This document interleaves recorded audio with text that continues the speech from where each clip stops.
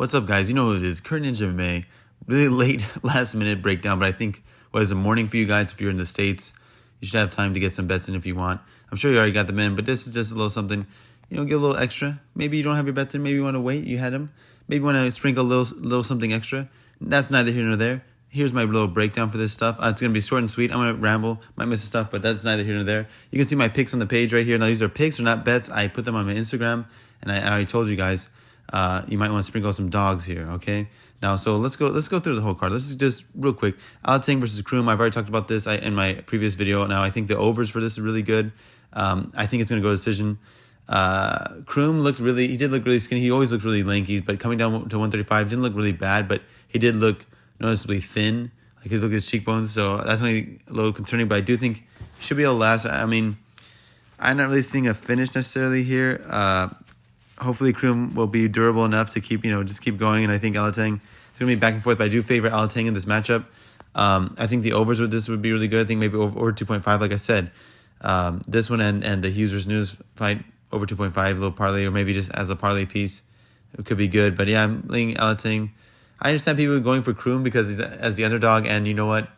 Yeah, he's a lanky guy. He's really game, and like I said, when you looked at him in that fight against Kelleher, he looked really good in that first round. He'd have a lot of output. So, but I do think it's going to be back and forth, and I just feel like Alating is a little bit.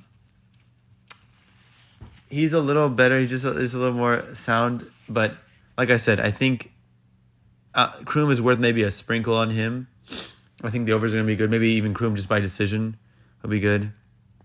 If you want to sprinkle that just as a hedge, or if you want, I think play the underdog or just pass. I'm not like huge into betting this, but I think the overs should be fine. Hughes versus Nunes, I'm very confident in Nunes in this fight. I mean, look, it's women's MMA, but Hughes, I'm not too impressed by her performance. I think she's durable. That will be a back and forth, and I think Nunes will just be the overall just better striker. I mean, she just predominantly a striker, like I said. If Hughes were to mix in I was concerned maybe if she does any kind of wrestling or grappling. If she's smart, she'll do that, because that's Nunes. Like I said, I've already said this before, but it's her kryptonite. Right, Nunes, like I said, when you go back and won championship against Mei Yamaguchi, she won that decision, but I think she kind of lost it. I think Yamaguchi did have some control time. But that's like, Mei Yamaguchi's like she has a karate background, but she does do a lot of MMA with grappling. She was recently in a grappling match against Kelly, this star in really good stuff, high level. But that's her kind of, if she wants to get a win, she usually does that. And I think when it was just like Nunes just had that more aggressive, obviously the slicker striking, and even like stomped on her stomach, for God's sakes, when Mei Yamaguchi was in her guard, just like get up, stomped on her stomach, kicking her legs. I think just kind of like in the judge's eyes, it was more the aggressive one. But like I said, she can counter, but Hughes is just not that level yet. Like, you got to be like someone like, or Angela Lee, of course, who subbed her. I mean, Angela Lee, that's her bread and butter. She's a phenom on the ground in one championship. So yeah, I mean, look, you gotta just have that's her kryptonite. But I mean, I think this will be a back and forth stand up match. Mostly, Nunes will just have the more aggressive and more slicker striker. And of course, and they sized up pretty well. I thought Nunes was gonna be a little bit skinny, smaller. I don't know why, but excuse me, damn allergies. But no, looked about the same, pretty even size. I mean, she's always ripped and stuff. I think, yeah, like I said, overs for this is gonna be good. I think Nunes gets this by his decision. That's a good prop, but I think it's a good parlay leg. Just Nunes, maybe just money line, Nunes by decision, and of course the overs in this, over 2.5. I think it should be fine. Ogden versus Leavitt. Leavitt is the dog, so I've seen some people playing him. I think it's worth a sprinkle. Put him on by sub, though. I do favor Ogden here. I know Ogden's been sub, but like, Ogden's no joke on the ground too. We just have to see. And shout out to my friend, to my guy on Instagram, Slick Montana. He's talking about that, like how it's just like, with this, we don't really know about what Ogden's going to look like in there, and he had a good little nice little kind of like a hot take here. Is like a lot of debuting fighters, when fighters are the favorite and debuting in the UFC, they have like around an 81% chance of winning. At least statistically, that's what it's been like up until now. And I think Ogden, like I said, his game, I get why he's a favorite. I mean, look at that, he's always fighting off, even if he's on his back, he'll fight from the back. Like I said, I think it's funny. I think if you sprinkle on Leavitt by sub and then sprinkle on Ogden by sub, you almost kind of guaranteed profit in that. I mean, if you want to play it like that, if you want to skip it, it's fine. But I get giving the underdog in this. I think in my mind it is kind of a coin flip, but I do have to kind of lean Ogden. I think he's kind of maybe more aggressive. I don't know. I feel like Leavitt is just like purely only a submission specialist. He's not like the best on the feet. he has to kind of get you. Maybe he'll grapple with you, slam you on your head, and knock you out like he's done before. But I think Ogden overall have to kind of favor him. I think sprinkle both by sub, or just who go for you like, or just pass this fight all together. But I think we could see a sub happening. But Barnett versus Bude. I mean, look, this is like Bude. I gotta talk about. It's gotta be him. Like Barnett, like I said, he's got that flash KO. He's got, we all know Barnett fought in Japan too on the Rising card, and it's weird. He's a heavyweight because he should cut down weight. He has extra weight to make him a heavyweight, but he's very very surprisingly. I mean, if you're just having to watch his fights, but he surprisingly moves very very well. He's like the Jack Black of MMA, and that he's a bigger guy, a chubbier dude that can break dance and just has good cardio and does the spinning shit. He moves like he just moves like he's like the Kung Fu Panda, right? But I think like he's basically haymaker or pass. Like he's just got it's only you have to pass on him. If you think he's gonna get a haymaker, then play him. If not, then you just gotta fade him. But obviously, Bude is just like a bigger guy, more just a true heavyweight. And I think he'll be able to pressure him. He's gonna add that pressure. I think Barnett can last it, but I think I got to get Bude in this. It is heavyweight, but Barnett has a puncher's chance, or like I said, spinning shit. He likes to do a lot of, he has like taekwondo background, excuse me. And so you'll see him land some stuff. But I don't really think it's going to be that effective in Bude. I think Bude is going to be able to pressure him a lot more. He's just more physically imposing. So, yeah, Bude all day. I think it's a solid parlay piece as well. Garcia versus Ronson. I got to go for Garcia. I don't really have much of him as play, which I'm kind of wondering why I don't. But Garcia, he's just more aggressive. I think he's a younger guy, and I think I got to go with him. Like I said, not too invested in the fight, but I do have to lean Garcia. I just don't really see people really picking Ronson here. Just let's move on. Like I said, I want to get this card over with. I mean, as far as like the breakdown, I don't want to like go on a long-winded spiel with you guys. I mean, I think you guys probably watch tape. You got to know if you want to play it. I think, but yeah, I think Garcia. I'm pretty confident in him, but I'm not really playing this. I'm not gonna lie. I don't really have him in a lot of parlays or anything like that. So, but Close versus Jenkins is interesting. I am picking Close, but overall as a fighter, I think he's just a little more. He's more solid, face better competition. But the thing is, in the interviews, a lot of people are saying like he just didn't seem. He's talking about injuries and whatnot, and he didn't really seem. And also in the face-off, didn't seem so. He seemed a little sunk in. Sorry, he didn't seem like that. Very confident in the weigh-ins. I'm kind of want to fade him. Jenkins is more like the the highlight, the human highlight as they call him. So he kind of wants to go with that flashy style. And if Close is dealing with injuries or a bad weight cut or anything, he's not completely. Look, all fighters coming in with some kind of injury, they're not always 100%, right? Or rather, they're never really 100%. They're always doing some kind of injury or whatever. They're weight cutting, all this stuff. But if you're not looking confident in the matchups, if you're not sounding confident in the interviews, those are red flags. And someone like Jenkins is a human highlight, and he's gonna go for it. I think we could see something. So I think sprinkle on Jenkins could be really good if you have Close in a parlay. I think sprinkle on Jenkins is a nice.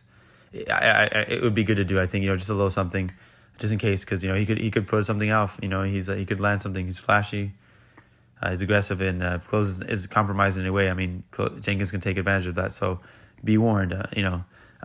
Landsberg versus Kansas. Everyone's on Kansas. I know it's at women's MMA. It's tough. You don't want to see too many favorites, but I do think Kansas will get it done. I've always been kind of high on Kansas. These people like Kansas, Fioro. You see these girls that just have like some really legit striking, and they kind of fight for your money. Landsberg is just obviously older, and we're gonna see.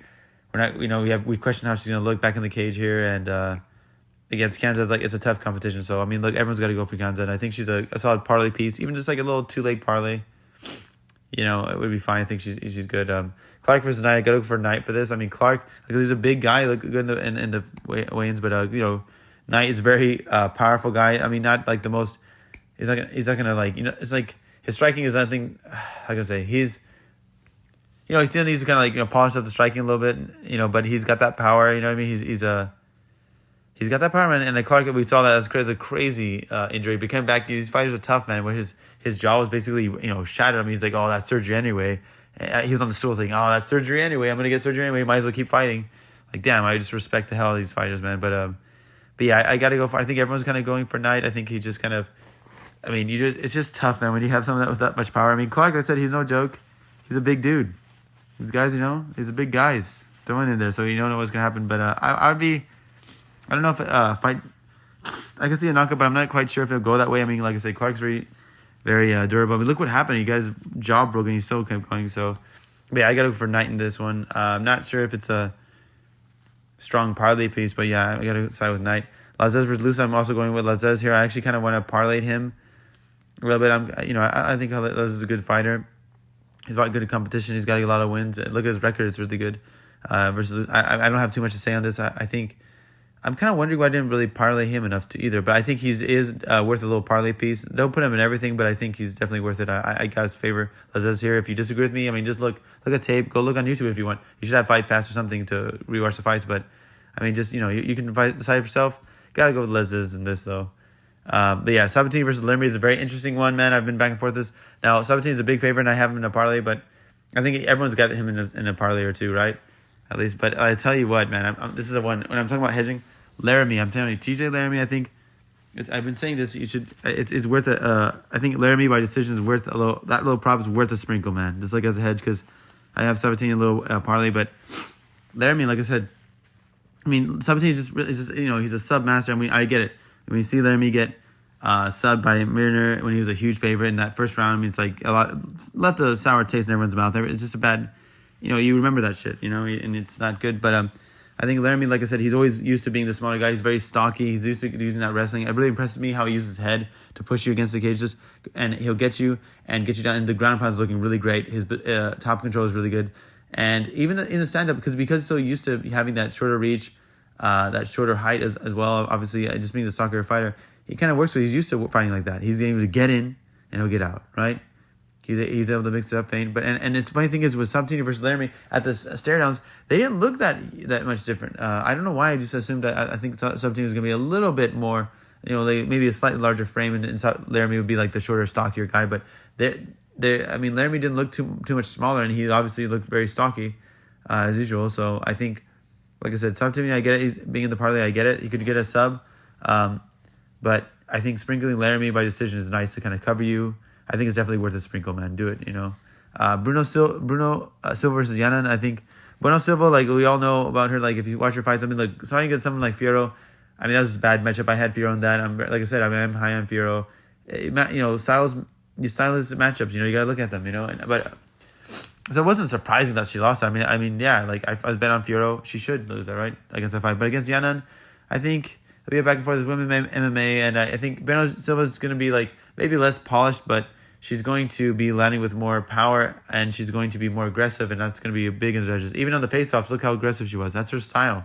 She's got that, Brazilian style, man. Come forward, swing at you, swing some haymakers, beat in your face. And I think, yeah, it's women's MMA, so it's tough. But, I mean, look, we all on Bueno for a reason, right? I mean, who knows? Like I said, it's women's MMA. It could maybe, on the judges, maybe Yanan's kind of using some crisp striking, we know how she fights. If you look at her fights, there's like a lot of decisions, and she's gonna kind of go on there try to get some points. But I think, like I said, when you're the physically posing woman and you're being more aggressive, it looks good in the judge's eyes, especially if it's going to decision. I got a favor Bruno Silva in this. I wouldn't even mind putting this a little parlay piece. Fiallo versus Baez is really interesting. I am picking Baez as you can see here, but I think Fiallo. He looks good in that first round. Like even against Piera, like when you see him, like he sticks the basics. He's more composed. At least in that first round, he's composed in that first round. He sticks the basics. He looks to counter you. He'll walk you down. But he could slow down. You know what I mean? He lets the opponents, once you read him, when you see that how he is, you can kind of get a read on him, and then his opponents can have some more success later on. But in that first round, he's very dangerous. He's very good. But in Beza, I know he can get. It kind of questioned his defense. I remember like he's making improvements. I remember when he fought Brown, and I thought, damn, like where the hell he knocked him out like he should have. But I mean, it's like damn. I remember he would get hit on the chin, and you got to kind of question that. But Bielsa has power, and he can. Like I said, watching his fights, I remember even back in the day, I watch him and I'd be like, I don't know. I don't like that he gets hit so much. Some questionable defense maybe, which could play in the first. But I think as long as he gets out of that first round, I think. I gotta favor him. Like I said, Fiallo though maybe this is another one too, man. It's really tough, right? You don't want to keep saying play the underdog, but I gotta side Beza here, but I'm not like gonna put him in any parlay or like too many parlays or anything like that. Like I said, I think some people were saying Fiala as well. I could see that on the other side.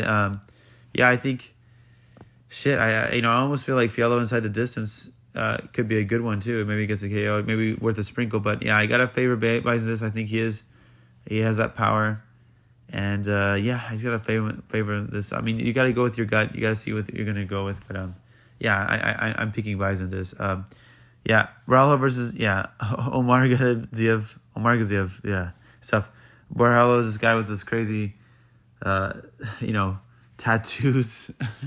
He looked very big in the stare-offs as well, but I think I got to go for him. I mean, he knows, he could pull off a sub. He could, throw some heat, maybe get a neck out. But I go for Omar Gaziev in this.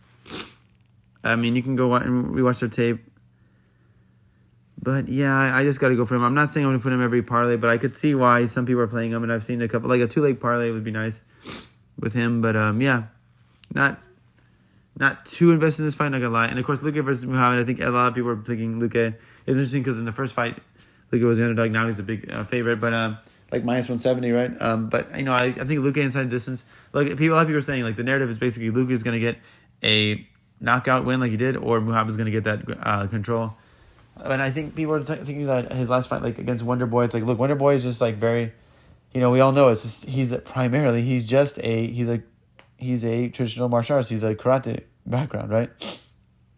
He just wants to use his karate, and he was very good as stand-up goes. I mean, Muhammad just doesn't really have anything for some. Like, throw some leg kicks, he'll throw up there, do some rudimentary stuff, but he wants to kind of wet blanket you.